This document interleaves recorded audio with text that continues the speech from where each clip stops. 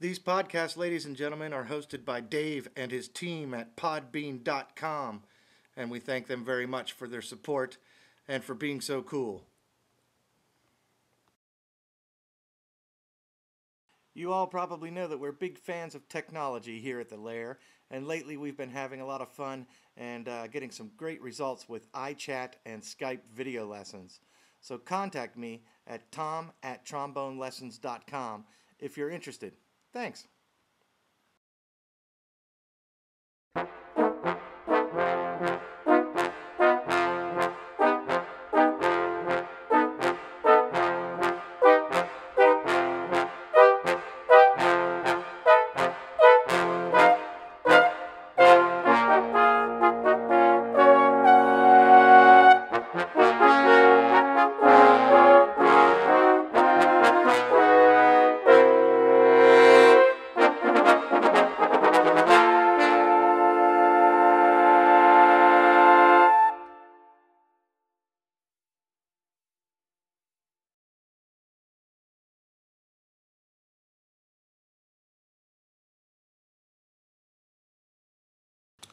Greetings, everybody, from upstate New York at beautiful Chautauqua Institute, which is not too far from Buffalo, New York, or Erie, Pennsylvania, if you're ever in that neck of the woods.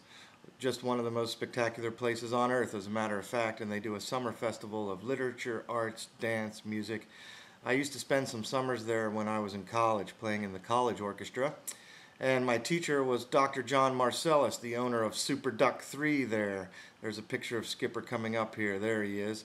Doc invited me back to play Mahler 3 with Fred Boyd, Vern Kagerice, and Eric Lindblom also in the section.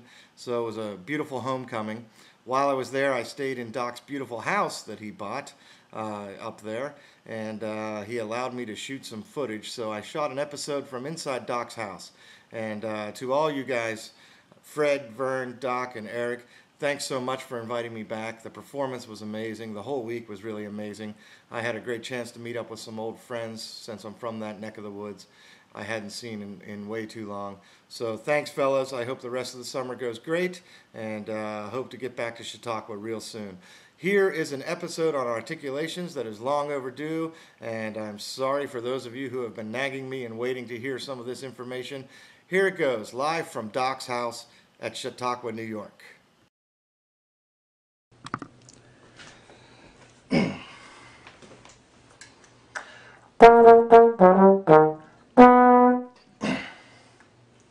Hello, everybody. Welcome back to the podcast. It's been a long time since I've just sat down and did one by my lonesome. It's nice to get back to it. Sorry for the hiatus. It's been a busy year for me. I am back now in Chautauqua, New York, where I was really fortunate when I was a kid to spend many summers, 6 summers as a matter of fact, as a member of the college orchestra that they do every summer, and studying with the amazing John Marcellus. And I happen to be now, some 18 years later, back at Doc's place. This is his home at Lake Chautauqua, and I hope he doesn't mind. He's off at rehearsal right now, but I thought y'all might like to take a look and see this beautiful pad. It's quite the sanctuary, and Doc, I know, has been an influence on a whole bunch of us out there, so thought you might like to see how he spends his summers. His boat is about 50 yards down the road at the marina docked, and the Institute, the Chautauqua Institute, is a couple of miles up the road. But apparently, more often than not, Doc goes down to the boat, takes his boat to rehearsal with the symphony. And how about that, huh? That's a trombone player living the dream. And I get to live a little bit of the dream this week myself. Doc has invited me back to play Mahler's Third Symphony with the orchestra, so I'm here with 3 guys actually that had a really profound influence on me when I was a young player, aspiring student. That's Doc himself and Vern Kagerice and Fred Boyd. And Vern's wife Jan Kagerice is here too. So tonight I think the plan is to feast on a huge slab of ribs that are cooking right now out on the grill, and we're going to have a little shindig And I'm feeling a bit nostalgic because this is like old homecoming for me. So pardon me if I get a little bit sappy. It's really cool to come back to a place like this and sit and pick the old horn up and do my routine, my warm-up routine, because it feels different than it does when I'm in my basement, because now there's lots of vibes around here of not just fantastic trombone playing, but terrific music making. And Doc is so diverse as a musician that I'm trying to pick up on as much of that energy as I can while I'm here for a couple of days. So I thought maybe I'd do a podcast episode from right here in his living room, so that maybe we could all catch a little bit of his vibe, some of his energy. And I want to thank all of you who have been sending contributions to PayPal for the podcast. Yeah, that's really it's really thoughtful of you, and it means an awful lot to me. And I'm going to try to always use that money towards the podcast. So I thank you all for that consideration. It's very, very kind. Many of you have written about articulation, and when are you going to get around to doing that episode on articulation that you promised so long ago? So I thought maybe this would be maybe the perfect place to do it. It's a long drive from New York to Atlanta, so I'm a little fuzzy. I drove for a couple of days to get here, so I haven't practiced a whole lot, but who cares, right? I'm going to gather up on Doc's vibe and try to play here without a warm-up, just to show a little bit about articulations, because I know some of you say that you're having different issues. Sometimes notes won't start all that cleanly, and I personally have issues with that too frequently. Some of you can't get consistency happening. Some of you think you should have more diversity in your articulations. So I'll address that a little bit here and now. I did a DVD. It's been a couple years now. It's 3 years ago. I did a DVD with some grad students of mine at Georgia State, and it's all about the numbered tonguing system, and it was very expertly done by a professional videographer, Brian Loki, and a professional sound engineer, Wade Keaton. And those guys kind of maintained the rights to the video, and they are thinking of trying to shop it to publishers and put it out there to recoup some of the costs in production. It was a $3,000 or $4,000 production, as I recall, at least. So they want to recoup some of their money, obviously, and see if maybe there's a commercial outlet for the DVD. So all that is to say that I'm not going to spill the beans and give away the free milk from a cow, because I think those guys work really, really hard, and if they can sell it and it's helpful to people, then I think they should have the opportunity to do so. But I do have a numbered tonguing system that DVD is all about. 1 through 10, basically, from really legato to really staccato. And to put it in a nutshell, a lot of this I learned from Buddy Baker and other great teachers, Doc. Some real simple things to think about. Number one is no matter really what the style of music or the speed of the notes that are going by, you're going to benefit from keeping your air pretty steady. So I think rule number one when it comes to articulation and articulating cleanly is don't get funky with your air. Don't mess with the air. Try to keep it on, and blow easy. Don't force air. But if you can keep the air speed fast near the front of the mouth, then you find that you can get very economic with the tongue. Some people that I've worked with in lessons seem to articulate using a lot of excess energy in the tongue. The tongue will be a little stiffer than it really needs to be. It will rock back and forth in the mouth much more than it really needs to. It will rise and fall more than it needs to. All of that is going to lead to inconsistency in your articulation, right? So rule number one, air steady. Rule number two, gentle tongue. Even if you want the notes to come out punctuated, marcato, accented, stabbed, or stung, you'd be surprised at how soft and malleable you can keep your tongue and still get that effect out the bell. Especially if you're doing some style of music where it's a lot of backbeats, like bap, bap, bap, bap, bap, things like that.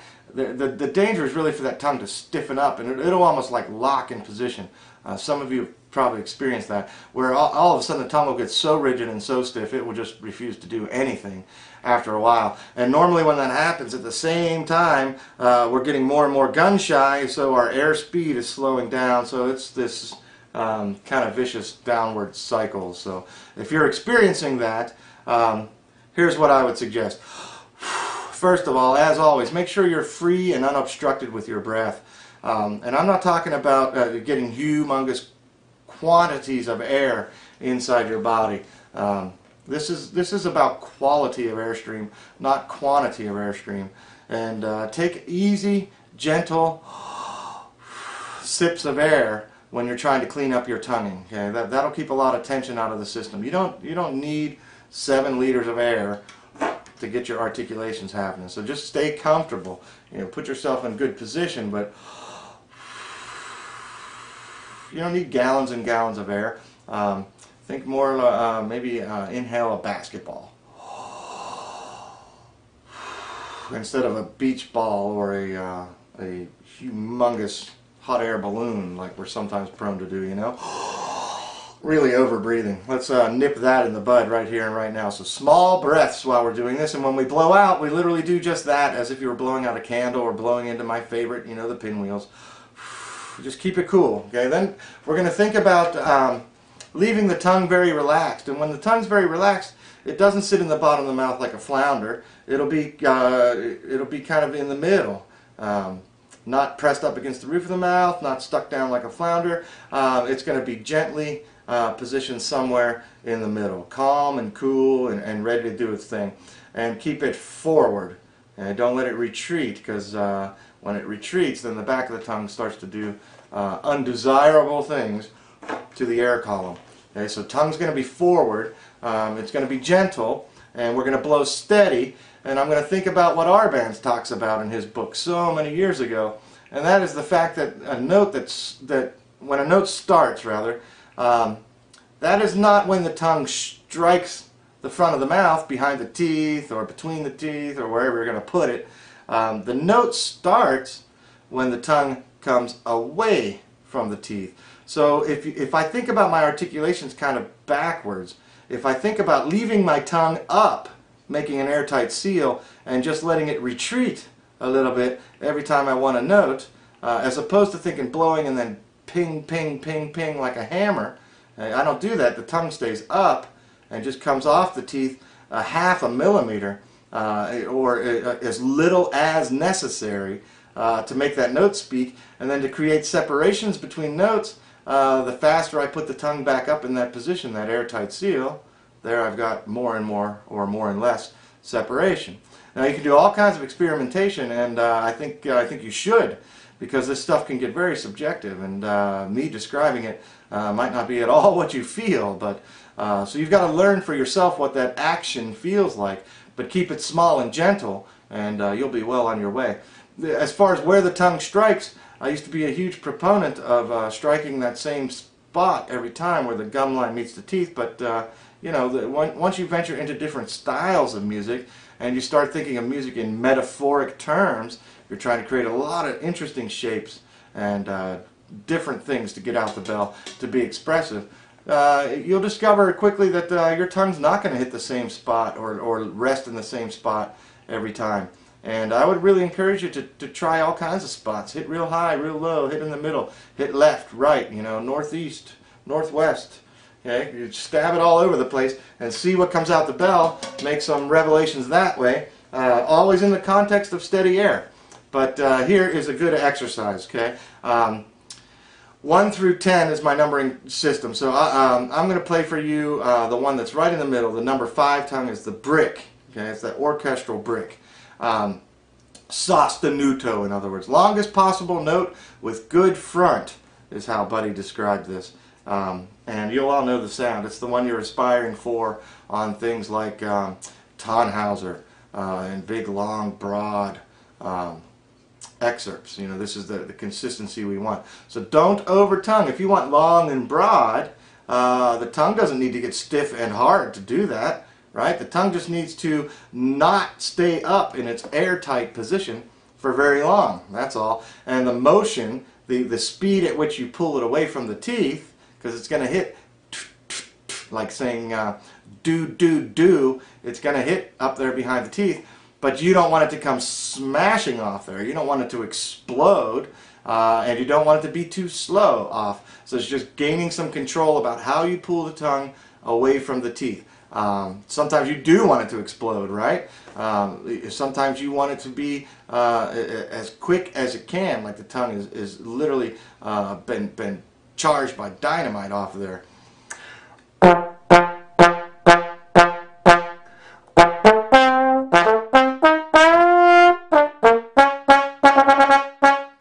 Right? Sometimes we want that. It depends on the musical context. Depends on what you're trying to say, what the metaphor is in your mind, musically speaking. But if I'm going to work this sostenuto, this number 5, to give you a frame of reference, here's a good exercise. This is based on a major scale, starts on F major, and I just play the first half of the scale, and just trying to make cinder block shaped sounds.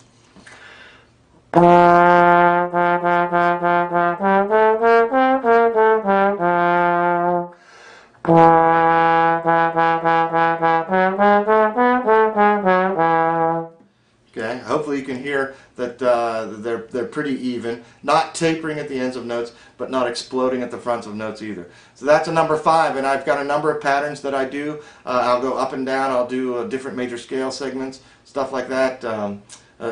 It's all that stuff is on the DVD, as a matter of fact, so keep looking for the DVD, but you can probably make up a lot of your own exercises in that regard.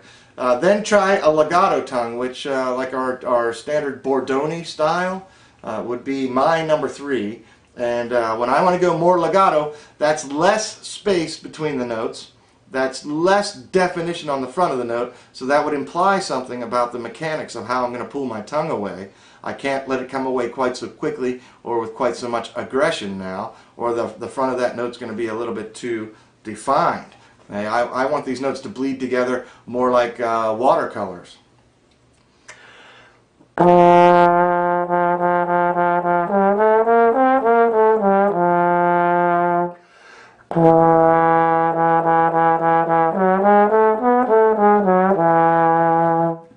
So working on the gentle action of the tongue. You'll find when you have to go over breaks or when you have to change partial series by throwing the slide a great distance, that's where it gets tough to control, right? But that's why we practice. Go really slow at first and listen, and I like to use some computer software to play into and record myself, and I can see the fronts of my notes.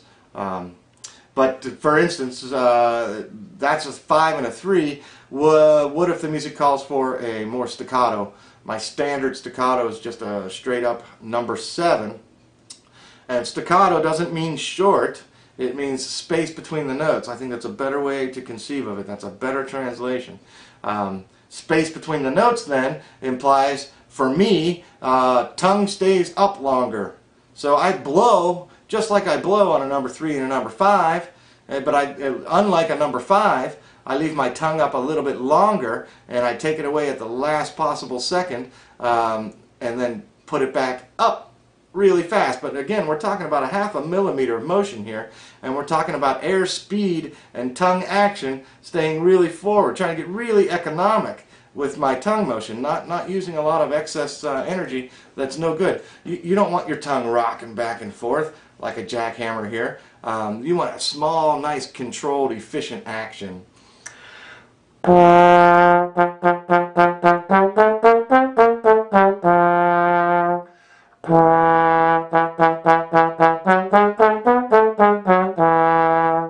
And so on. Hopefully you hear that. The extreme is a number 10. A number 10 is the smallest sliver of tone I can get, separated by the most silence I can give it. And it is the extreme. It's as short and pecky as I can play, so...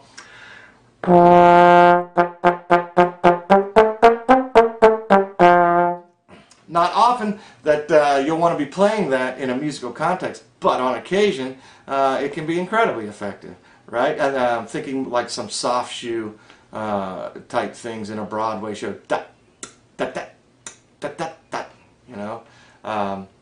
So there you have it in a nutshell. That's how I approach articulation. I try to keep it simple, air steady, tongue motion relaxed and confined and economic, and then try to put some metaphors in my head. If it's a really short passage, maybe I'll think about like left jabs, a Sugar Ray Leonard left jab or something.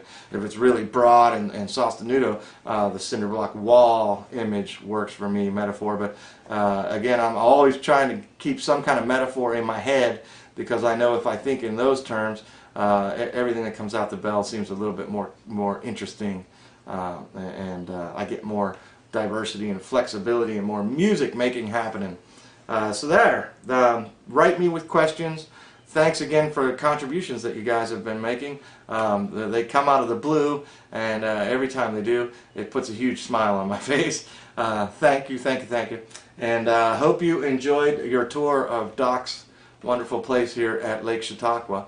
And I will talk with you soon, ladies and gentlemen.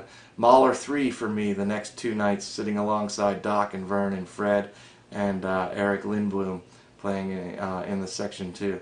So wish me luck. I get 1 rehearsal and then I'm on 1 more rehearsal, and looking forward to it. God bless you, everybody. I'll talk to you soon. Peace out.